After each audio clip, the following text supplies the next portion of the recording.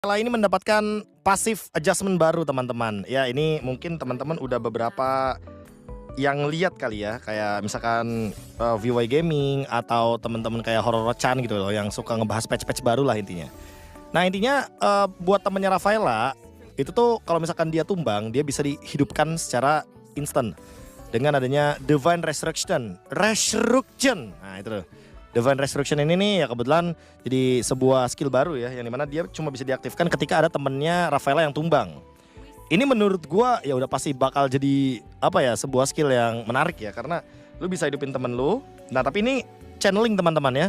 Jadi kalian itu nggak boleh kena sentuh sama sekali sama musuh kalian. Karena bisa gua ambil contoh di sini, tadi gua sempat nyobain juga.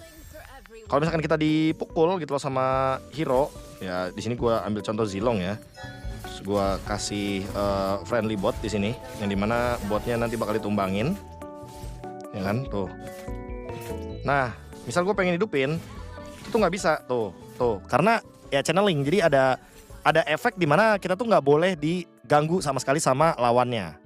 Nah, selanjutnya ada Bruno teman-teman, yang dimana pasifnya di adjust. Sekarang maksimum stacknya cuma ada di 8. Tapi untuk kritikalnya itu tetap di 20%, karena critical chance per stacknya itu ditingkatkan jadi 2,5.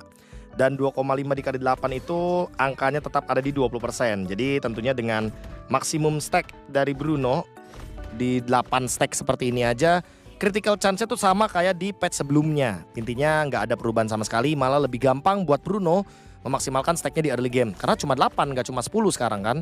Sementara untuk skill 1 adjustment-nya itu ada di pengurangan penggunaan mananya. Jadi tentunya ngebuat Bruno mungkin jadi jauh lebih safe ya dalam penggunaan mana di early game. Gue nggak tahu ya, kayak banyak banget marksman yang di buff di early game, kayak termasuk juga dengan Bruno.